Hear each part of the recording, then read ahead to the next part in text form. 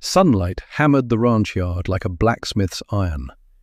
Two Apache girls hung from wooden posts in the center of that bare, scorched ground. Rope bit deep into their legs, wrenching their bodies sideways, shoulders straining at the edge of dislocation. Their heads drooped forward, dark hair curtained their faces. Elena Cruz was still awake. Every breath scraped out of her like something torn loose. Blood and sweat traced lines down her skin, dripping into the dust. __quote _0__. The voice carried no hurry, no heat, cold as a blade left in shade. Wade Cutter held the paper out. Land transfer, ownership signed away, his fingers barely trembling. Elena Cruz spat blood into the dirt between them. Behind her, Marisol Cruz moaned from the other post. Barely a sound, barely alive enough to make it. Wade smiled, nothing behind it but teeth. He gave the nod. Rope snapped taut. Elena's body wrenched sideways, and the dry pop of joints pulling apart rang through the dead noon air like a gunshot. "Last chance," Wade said. "Sign or let them go." "Now," the word came from behind him. Quiet, not raised, but it stopped everything cold. Every head turned. Elias Vance stood in the blazing open yard. Dust caked his coat. One hand rested easy on the pistol at his hip. Nobody recognized him, but the moment they caught his eyes, flat, still, dead as stagnant water, they knew. This man had not come to talk. He had come to finish something. His gaze did not wander. Then he spoke, each word measured. "Unless you want today carved on your marker." Wade Cutter squinted, sizing up the stranger who had walked into his business. "Another fool looking for a grave," he said through his teeth. "Wrong place for that." Elias Vance said nothing. He took one step forward, slow, deliberate. His hand never left the grip. "Untie them." One of the hired men barked a laugh. "You catch that, Wade? Lord Almighty sent us a fresh—" Bang! The shot split the air like a whip crack. The man dropped mid-sentence. The bullet punched clean through his throat. Before a single hand moved, bang! A second body folded to the ground, fingers nowhere near iron. Silence crashed down. Nothing left but the faint ring of a pistol casing hitting packed earth, and the ragged breathing of men still standing. Wade Cutter stepped back, half a pace. The certainty had drained from his face. "Wait! Hold on now," he said, palms rising, voice dropping low. "This is not worth bleeding over two women." Elias Vance held his stare. "Untie them." No one argued. A man with shaking hands stepped forward and sawed through Elena Cruz's ropes. She hit the ground hard, shoulder cracking against the post. She bit down on her own tongue to keep the scream inside. Across the yard, Marisol Cruz was eased down, limp, barely conscious. Wade's jaw tightened like a vice. "You have no idea what you just walked into." Elias Vance turned toward the sisters. He crossed to them, dropped to one knee, checked the remaining bindings, cut them loose. "Can you walk?" His voice was low, nearly a whisper. Elena studied his face, wariness burning through the pain. "Who are you?" He rose without answering. "Move, before his thinking catches up with his mouth." Down the road, dust was climbing into the sky, riders approaching. Elias Vance tracked the movement, then looked back. His voice carried the same flat calm. "Next time it will not be 2 shots." If you want to hear more stories like this, you can subscribe to the channel. They left that ranch while the sun still hung overhead, a copper coin glowing white at the edges. Nobody spoke. The only sound was hooves striking hardpan, steady as a funeral drum. Marisol Cruz sagged against Elena in the saddle, her weight pressing forward onto the horse's neck. Elena's shoulder screamed with every stride. She locked her jaw, one arm cinched around her sister's waist, the other wrapped tight on the reins. Elias Vance rode behind them, spine straight, eyes fixed on the road they had left. About a mile on, they halted beneath a low shelf of rock, one of the only things in that blistered country that threw any shade at all. Elias swung down first. He poured water from a cracked leather canteen and passed it to Marisol. Quote, 20, he said quiet. Elena settled on a flat stone, dragging a sleeve across the sweat and grit on her face. She watched him a long time before she spoke. __quote, _21, __. He didn't answer straight off. He checked the saddle, cinched a strap that had worked loose, then finally turned. I'm not following. I'm headed the same direction. Elena let out a thin, dry laugh, though the wound in her shoulder warped it into something closer to a wince. You just put down 2 of Wade Cutter's men. Now you're hunted same as us. Elias gave a short nod.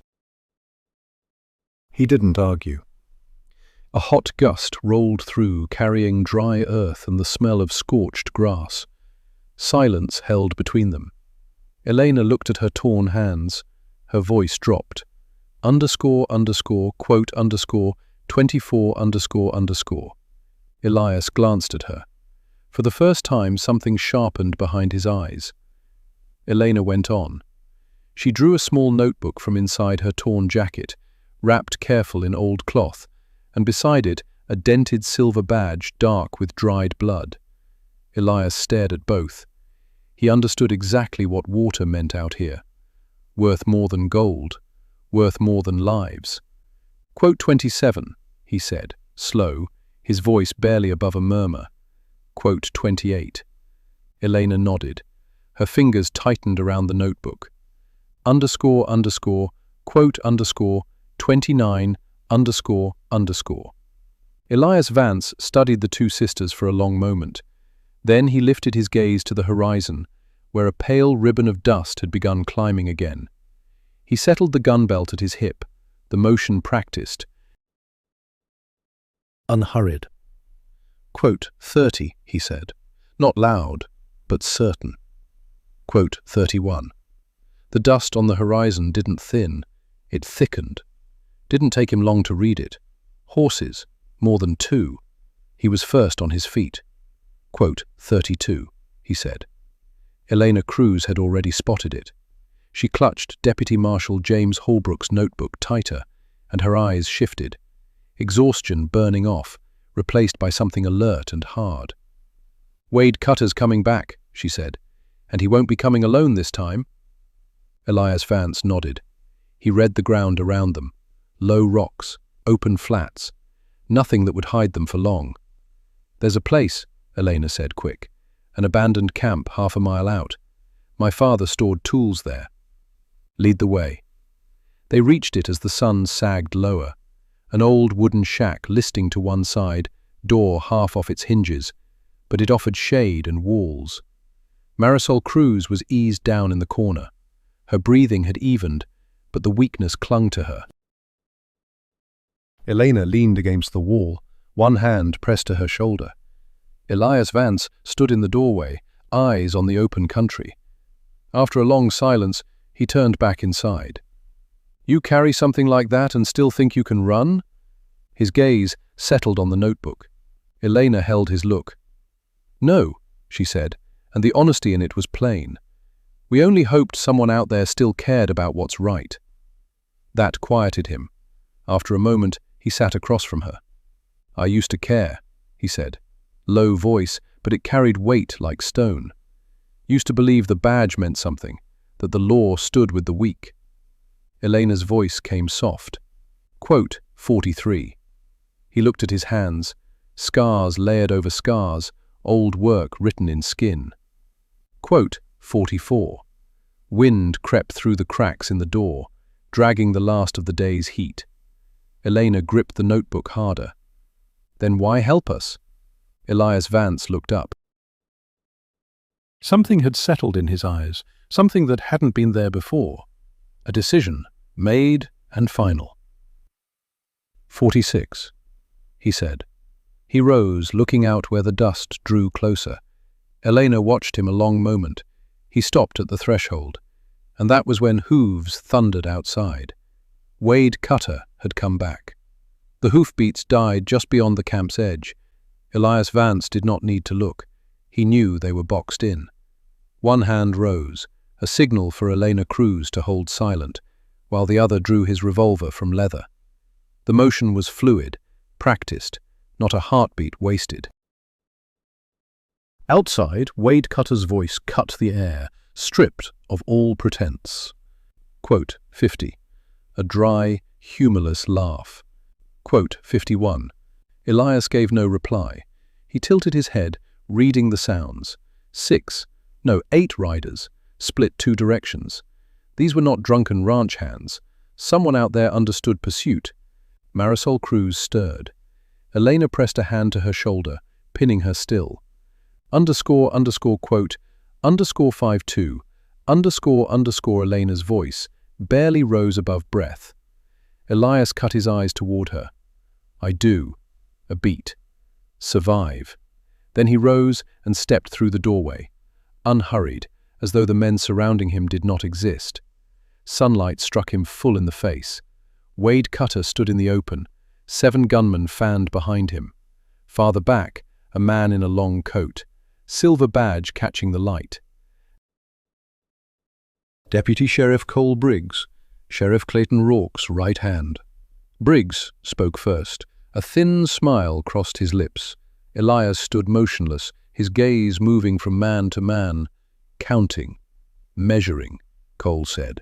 Elias allowed the faintest ghost of something, not quite a smile. Wade Cutter spat a curse. The shot came from Elias first. One man on the left collapsed before his hand touched iron, and then everything turned to fire. Gunshots ripped the air apart. Wood exploded into splinters. Elias moved backward toward the doorway, answering each volley with deliberate, measured rounds. No panic, no wasted motion. He barked. Inside, Elena hauled Marisol upright, half carrying her across one shoulder. She did not look behind. Outside, Cole Briggs threw himself behind a boulder, shouting. Elias heard every word. He thumbed fresh rounds into the cylinder, eyes locked on the gap between 2 shooters. Quote 63, he said under his breath. Then he stepped clear and fired again. Quote 64. Gunfire still cracked behind them as Elias moved. He did not look back. One final shot to buy distance. Then he slipped behind the camp where the earth dropped away into a narrow ravine, half hidden beneath dust and dead grass. Quote, 65, he ordered. Elena Cruz did not hesitate. She dragged Marisol with her, sliding down the slope. Her fingers caught on sharp stone, tearing skin until blood ran slick between her knuckles. Elias came last. The instant his boots hit bottom, he hauled a heavy rock into position, nearly sealing the gap above. Wade Cutter's voice roared from the ridge. They went down, split up. Do not let them through. Elias steadied his breathing. His eyes moved over the terrain, reading it. The ravine was shallow, enough cover for minutes. No more. Listen, he said, turning to Elena. There is a narrow trail ahead, cuts behind the rock ridge. If we move fast, we circle around them.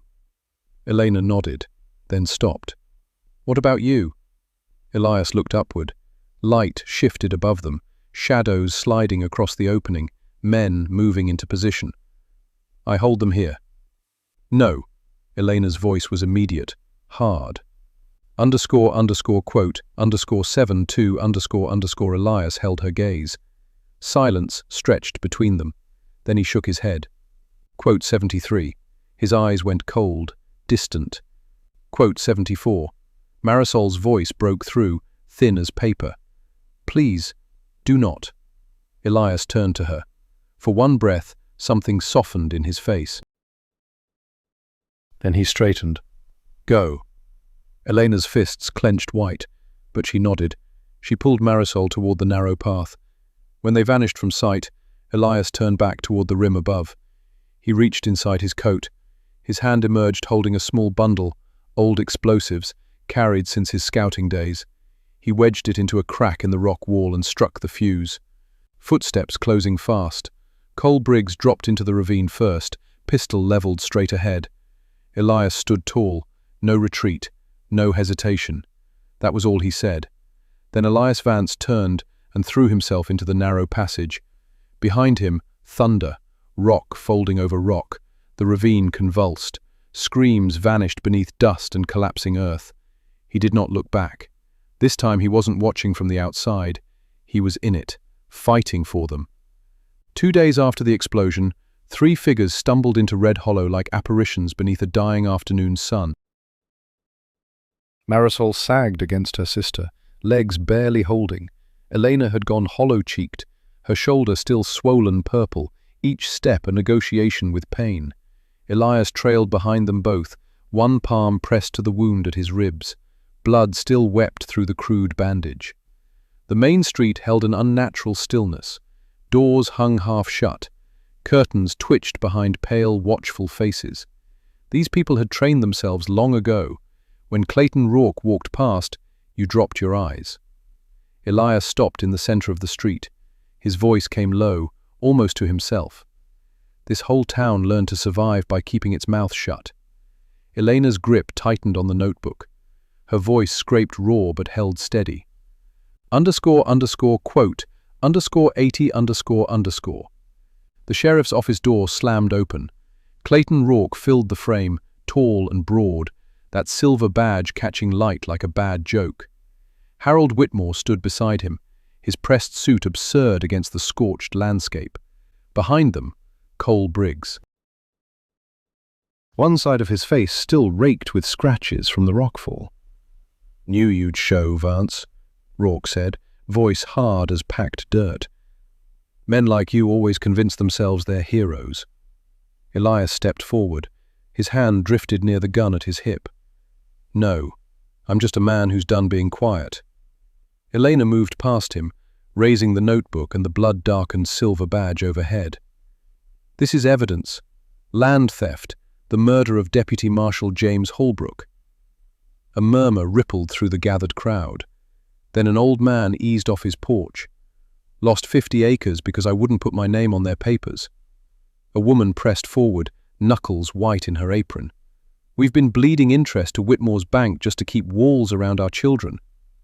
Years of silence broke at once, stories spilling like floodwater through a cracked levee. The eyes of the crowd shifted, fear draining out, anger filling in.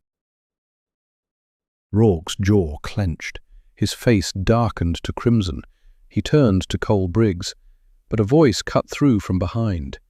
Deputy Aaron Pike stepped into view, hand resting on his weapon. Then a second deputy. Then a townsman clutching a battered shotgun. Cole Briggs held still for one long breath, then lowered his weapon. Not a single shot broke the air. Rourke's authority, and Whitmore's, crumbled in the weight of that silence. The silence of people who had carried it far too long and finally set it down. Right after Cole Briggs surrendered his iron, Deputy Aaron Pike moved forward and disarmed Sheriff Clayton Rourke himself. Nobody resisted, nobody dared. Harold Whitmore retreated a half step. Sweat crawled down his temples. That clean suit of his wilted beneath the cold stares gathering from every direction. __quote, _89 _ he managed. No one answered him. The street was full now. Men and women who had spent years looking at their boots were standing straight. Eyes level. Elena Cruz held her ground. Deputy Marshal James Holbrook's notebook clutched tight against her chest. Her shoulder still throbbed, but her eyes were steady as stone. Another man broke from the crowd. "I lost my land because of him." A finger leveled at Rourke, then another voice, and another. Stories that had festered in silence for years poured out, raw, furious, unstoppable. Elias Vance stood one pace behind. He said nothing. He only watched. 3 days later, federal marshals rode into Red Hollow from the nearest station. Sheriff Clayton Rourke left in handcuffs. Harold Whitmore's records were seized down to the last ledger. The Cruz family ranch was restored. The underground water source was opened, no longer something men killed over, but a lifeline for the entire region. And the name James Holbrook was finally spoken again, in the place it deserved. The Cruz family ranch came back to its rightful owners, and the underground spring, that hidden vein of water men had bled over, was unsealed for good. No longer a secret worth killing for, a lifeline now, shared across the whole region. That afternoon, the sunlight carried a gentleness to it. Marisol Cruz sat on the porch, a faint smile breaking through for the first time in days. Elena Cruz stood beside the freshly dug well, fingers trailing through the cool water rising from the earth. She turned back. "Quote 91, she asked. Elias Vance was cinching the saddle tight on his horse. He didn't meet her eyes. "Not right away. This isn't my place." Elena stepped closer. "It isn't a place for men like Rourke anymore," she said quietly. "Maybe it's a place for someone like you." Elias went still. For a long while, his gaze followed the dirt road where it stretched into nothing, that familiar ribbon of dust and distance he'd ridden 1,000 times before. Then he turned back, looked at the well, at Marisol on the porch, at Elena. Something shifted behind his eyes, barely, like a stone settling into new ground. __quote, _95__, he said. No promise, no oath sworn, but he did not swing into the saddle. He did not ride out. For the first time in more years than he could count, Elias Vance was not a shadow passing through. He stayed, not to fight, to live. There are places in this world where the law doesn't begin with a book. It begins with one person willing to say no. Elias Vance once believed justice was dead, sold off and buried alongside men like Deputy Marshal James Holbrook. He was wrong. Justice doesn't vanish. It waits, patient as bedrock, waiting for someone stubborn enough to stand when every other soul turns away. That land has water now, yes, but what truly saved it wasn't the spring buried beneath the dirt. It was the people who chose silence no longer. And sometimes, what helps a man find himself again isn't the past he carries. It's the choice to stay, when walking away would have been easier. The story you have been following contains many fictional elements, crafted with the assistance of artificial intelligence. Listen with your own judgment and feeling. These fictional details are not meant to rewrite history. They are meant to summon the spirit of the old frontier, where people endured brutal land, impossible choices, and consequences that never softened with time. Through this tale, the only hope is to share something worth carrying. Lessons about compassion, love, and courage. Things that do not fade, no matter how many years pass. These stories are told slow, the way they once were. If you're still here, drop a number 1 below. And if you want more evenings like this one, consider subscribing.